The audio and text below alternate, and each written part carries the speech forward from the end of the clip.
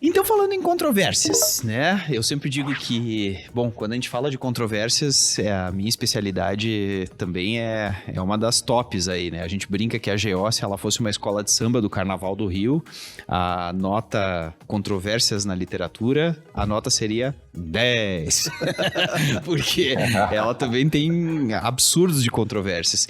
E eu vejo que a cirurgia também tem, né? Também é uma área que traz bastante controvérsia. O que vocês acham, assim, de pontos controversos dentro da cirurgia, né? E de que jeito que isso impacta nas questões de prova? Eu vou pedir pro professor José falar primeiro, porque como eu notei muita coisa, se eu falar tudo, talvez eu passe por todos os tópicos que eu iria falar. Então, fala primeiro, professor, aí eu entro em seguida.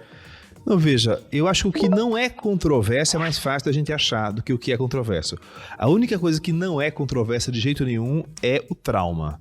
Se você pegar o ATLS, ele é padronizado e vai ser seguido no mundo inteiro em todos os serviços. Fora isso, você vai ter uma controvérsia na maior parte das coisas. Vamos falar de câncer, câncer de reto. Câncer do colo retal é um dos assuntos principais. É cheio de controvérsia. Idade de rastreamento é controversa. Vai ver o tratamento do câncer de reto é controverso. Então, é uma coisa extremamente controversa e é o principal assunto, por exemplo, de câncer do aparelho digestivo. Você vai pegar cálculo na vesícula, que é outra coisa super comum. Vai ter um monte de controvérsia. Aí, opera o assintomático, não opera, né? Guideline fala para não operar. Na prática, você vê que vai operar todo mundo. Então, você vai ter que ver que cada especialidade tem um monte de controvérsia. Doença do refluxo. Vai operar que paciente? Tem um BART, opera ou faz tratamento clínico? Então, a conduta é muito variável. Mas, geralmente, nesses temas controversos, exceto algumas bancas que querem, obviamente, favorecer os alunos da casa, eles não costumam pedir a conduta controversa, mas eles gostam de mergulhar nesses temas, porque esses temas controversos são aqueles que movimentam os congressos, que mobilizam as pessoas, que geram ânimos maiores. Então são aquelas coisas que estão na mídia. Então, vamos falar de doença inflamatória intestinal, de uso de um biológico ou do outro biológico, de operar ou não, fazer dilatação endoscópica. Então, tem muita coisa que eu posso falar de cirurgia e a gente não tem, assim, uma conduta padrão. É por isso que eu bato na tecla que o aluno tem que saber as síndromes clínicas clássicas, a investigação tradicional, o melhor exame e a partir daí a conduta mais comum. Não deve se fixar tanto e procurar tanto mergulhar nas controvérsias porque ele vai ficar louco. Agora, depois que ele definir o foco da prova dele, que instituição vai ser, aí ele pode ir atrás de saber as condutas controversas naquela instituição lá. E eu vou citar aqui, eu vou entrar em alguns tópicos que o aluno deve ter cuidado quando ele for estudar esse tema, justamente buscando isso. Qual que é a conduta daquela instituição que ele quer. Porque são tópicos em que a gente tem, muitas vezes, diretrizes internacionais explicando alguma coisa que deve ser tomada uma conduta de certa forma, e às vezes a gente vê que na prova cai de outro jeito. Então, o primeiro tópico que eu notei aqui, profilaxia nas cirurgias de herniorrafia, com tela. A gente já tem a diretriz da Sociedade Brasileira de Hérnia, Sociedade Europeia de Hérnia, indicando que não falando que não é mais indicado, né, o uso de um antibiótico profilático na herniorrafia com tela no paciente de baixo risco, a não ser algumas situações, tipo hérnia bilateral, hérnia recidivante e tudo mais. Mas a gente vê que nas provas, muitas bancas ainda cobram o uso de antibiótico profilático nas herniorrafias com tela. E você vê, é uma questão que já tem diretriz internacional, europeia e brasileira falando que não é indicado todo paciente. É porque eu acho que é interessante assim, o infectologista coloca assim, cirurgia limpa com prótese. Aí vai colocar uma válvula cardíaca, uma prótese ortopédica e uma tela no mesmo balaio.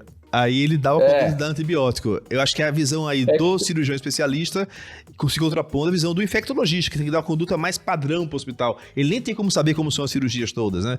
Então aí é a diferença também, né? Tem a regra e tem a exceção, né? Esse que é o duro, isso que dificulta às vezes um pouco a vida do aluno na cirurgia. Tem a regra e tem a exceção. Outra coisa que chove controvérsia é exame pré-operatório. Rapaz, tem muita divergência aqui. Tem diretriz do NICE do Reino Unido, da Sociedade Brasileira de Cardiologia, tem lá o SABSTON, tem diretriz da Associação de Médicos de Família dos Estados Unidos e tem bastante divergência nisso aí, porque tem muita coisa que tem uma recomendação forte, moderada, fraca, e você pode seguir ou não. principalmente com relação ao eletrocardiograma e função renal. Então tem uma diretriz que vai falar que o eletrocardiograma, cirurgia de médio e grande porte, você vai considerar acima de 60. Se não for médio e grande porte, você vai fazer acima de 40, digo, e acima de 60 em qualquer cirurgia. E tem outra diretriz que fala que só se for um ASA 2, que tem doença cardiovascular, ou ASA 3 ou mais. Se for ASA 1, nem se tiver 70 anos você não vai fazer. Então, às vezes, na prova, o aluno fica meio perdido. O que eu faço? O que eu respondo aqui? Porque tem uma banca que escolhe uma diretriz e tem outra que escolhe outra. Então, esse é um tema que chove controvérsia aí. Exame pré-operatório.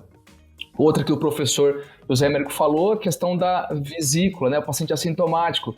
Tem banca que considera diabetes, tem banca que não considera, né? Pólipo pequeno, tem uma banca que considera e outra que não, quando é associada a colelitíase, né?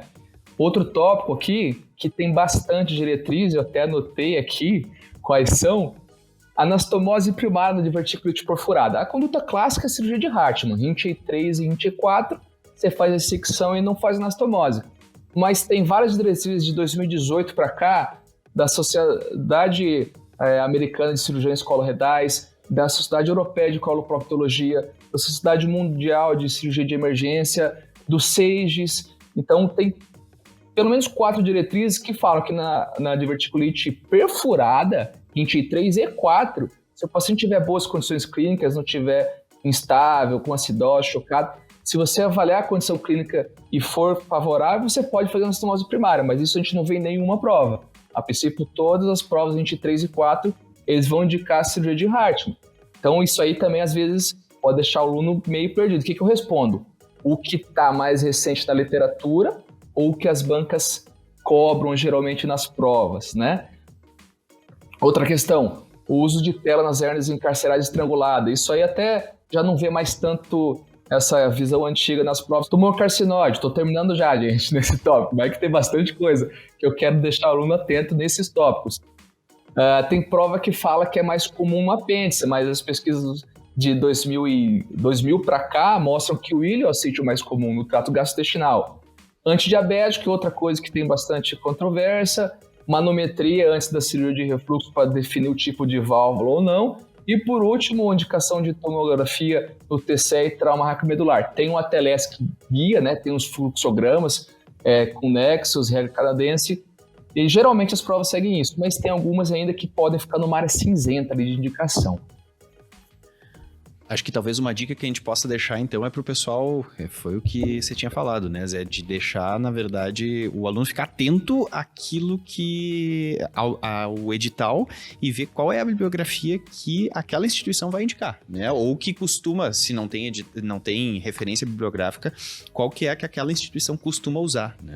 Eu acho que ele tem que aprender o que é clássico, porque é o que vai cair. E assim, essas condutas, elas caem nas provas difíceis, essas condutas mais controversas, né? É uma questão difícil. O grosso das questões não aborda esses aspectos controversos, mas você tem que saber que, primeira dica, assim, você não pode brigar com a prova, né? Se você vê que a prova caiu uma questão controversa, você fala, tem uma questão controversa, vai ser uma questão difícil, eu não vou ficar com raiva da prova por causa disso. Eu vou ver aqui uma ou outra, vou ver o que ele quer, aparece que ele quer isso. Vamos ver, ele fala assim, mais frequentemente é realizada anastomose ou Hartmann? Mais frequentemente o Hartmann. Então, às vezes, a pergunta que ele coloca, uma palavrinha ali, vai te mostrar o que ele quer. Então, isso é controverso, mas mais recentemente foi proposto, mais frequentemente é realizado. Classicamente, a conduta é. Então, a depender dessa palavra, você pode resolver a sua controvérsia. Mas, mesmo assim, são questões que eu considero difíceis, porque o volume de assunto na prova de cirurgia é muito grande. É claro que eu vou falar de trauma, vou falar de emergência cirúrgica, vou falar de base da técnica cirúrgica, vou falar de anestésicos locais, tem hérnias, tem alguns assuntos clássicos aí, os principais temas de gastro, mas pode cair ortopedia. Eu fiz uma prova que de 20 questões caíram 8 de ortopedia. Então pode cair um monte de ortopedia, pode cair um monte de cirurgia infantil, pode cair só infecção em cirurgia a prova inteira.